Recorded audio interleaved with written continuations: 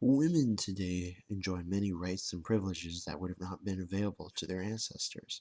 However, when we look at the whole history of women, we see that the situation is a lot more complex than one of men just oppressing women.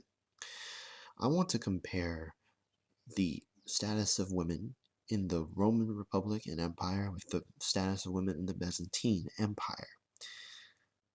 Women in the Roman Empire and Republic had a limited citizenship, which meant they could not participate in politics. The same went for women in the Byzantine Empire.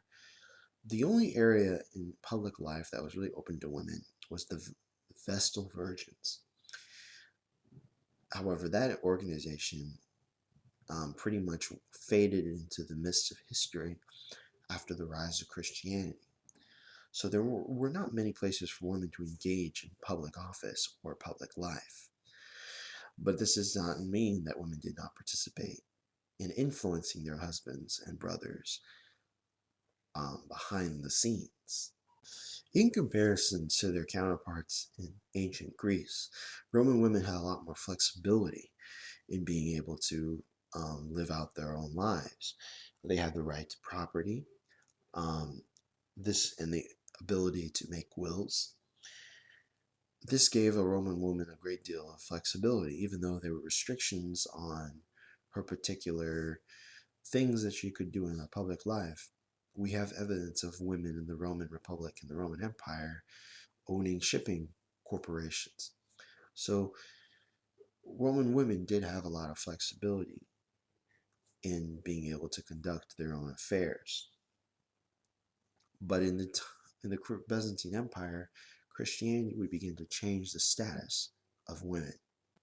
In the 6th century, we see the rise of thinking influenced by the rise of Christianity that the men and women should not be allowed to congregate with one another. This contrasts with the thinking in ancient Rome before the rise of Christianity that you have men and women working together, the mingling with one another. We see this in the literature, we see this in kind of artistic depictions of the time. We see men and women working together in workshops, bakeries, restaurants. We see all these kind of mingling of the sexes. In the Byzantine Empire, you don't see that. Secular art in the Byzantine Empire wasn't very common either. Anytime that women were generally depicted in Byzantine art, it tended to be depicting the Virgin Mary. The Byzantines didn't really like depicting individuals like the Romans did, who loved making sculptures and making paintings, architecture. They loved doing that to portray the human being. But the Byzantines were not so keen on depicting human beings, but also they were very conservative. They did not believe in men mingling with women, as they viewed it as violation of modesty that one would need to have in a Christian society. And this led its influence, the influence of Christianity, led to the passing of legislation that would lead to more segregation of the sexes. For example, we have Emperor Leo VI banned women from witnessing business contracts because it would put them in contact with men. This is how influential Christianity was on the status of women. Previously, you could find men and women mingling a lot. Now you had legislation that was effectively restricting on women's movements. Upper-class women were expected to keep to a special section for them in the house. They were not expected to go outside without the permission of their husband. They were especially not allowed to go to the hippodrome without their husband's permission. This contrasts quite a lot with the attitude that Romans had, where you can see with the Byzantines, you can see the influence of ancient Greek thought combining with Christianity. The idea that a woman shouldn't be going outside without the permission of her husband. If she does go outside, she should be veiled and she shouldn't be talking with strangers. That was very dominant in ancient Greece, where generally speaking, upper class women were expected to stay in home, not expose themselves to men too much. The Roman mentality was allowing women a great deal of flexibility in how they could conduct their affairs, not so much in the Byzantine Empire. The conservative mentality towards women was very prominent in royal affairs. For example, Byzantine women were generally expected to hold separate banquets whenever it occurred in the royal palaces. This continued up until the 12th century. Byzantine women were also generally in comparison with Roman women, because we have a famous painting in Pompeii of a woman and her husband. She has a tablet and she has a writing utensil that she uses. It's a very famous painting that shows that women wanted to depict themselves as being literate. In the Byzantine Empire, generally speaking, the mentality that follows the idea that you should ban women from engaging on contracts, um, being witnesses to contracts, because it will banning that kind of involvement. Um, that kind of mentality leads itself into this idea that women shouldn't also be literate because it will cause them to engage in vice. This is one of the big differences between the Roman and the Byzantine era, is that there's this obsession with purity, the need to keep women pure, as the belief system is that women are more keen on engaging in sin. By having a woman being literate, she gets exposed to ideas that would unbalance her, as she is seen as a weaker person compared to a man. She doesn't have as much constraints, right, to committing vice or sin. So there is a need to shield her away. That's why they want to cloister them. That's why, they don't want her to be literate, because they want to protect them from engaging in sin. That is one of the most important things you have to understand about the Byzantine mindset towards women in this age. One of the most remarkable aspects of Roman society was that divorce was relatively quite easy in comparison to many ancient societies. We see it in elite literature written about how women, are being able to divorce their husbands, husbands divorcing their wives. It is a very common thing. It is easy to do. This is changing in the Byzantine era, with women losing the ability to really divorce their husbands. The only thing that really remains is the ability to annul a marriage, so that one isn't and separate from each other. But there isn't really the divorce. It's not that easy to divorce in Byzantine society, as the Byzantines, or the Eastern Romans, they generally thought that marriage was the ideal state for a woman, and that the only alternative to marriage was to be in a convent. So that is one of the most important distinctions between the Roman era and the Byzantine era, is that in the Roman era, women were expected to be married, but it wasn't as tight and strict as it was with the Byzantines, who believed that marriage was an ideal state. And you have to understand with the idea that people in the Byzantine era think that women are more susceptible to vice and sin, that they want a woman to be protected from those things. So marriage would be a way to help a woman stay away from sin.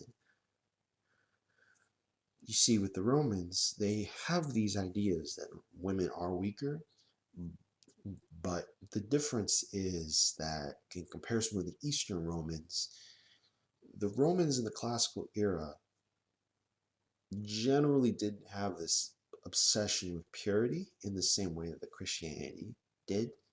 So that's one of the big distinctions between the two eras. Prostitution in the Roman Empire was legal and it was taxed by the authorities. And also there wasn't any moral quandary with prostitution as there was in the Byzantine era. Generally speaking, you would have parents selling their daughters to become prostitutes. This was illegal in the Byzantine era. Now, in the Byzantine era, prostitution was legal, but um, it there were institutions that were developed, Christian institutions that were constructed to help prostitutes to get out of the profession. We have a case of this with Empress Theodora, who herself may have been a prostitute, an actress. She had institutions set up in the 6th century to help women escape the profession of prostitution. This is very different from the Roman era, where prostitution was integral to the daily life of people, or it was an institution that was not seen as a thing that had to be hidden away. You go to Pompeii, and you see all these phallic symbols everywhere on the ground, on the sidewalks. That kind of mentality did not exist in the Byzantine era. In the Byzantine era, it was a lot more hush hush, and prostitution was legal. And as they said, people say about Constantinople, the city was grand, it was rich, and the vice was bigger there than any other city in the Byzantine Empire.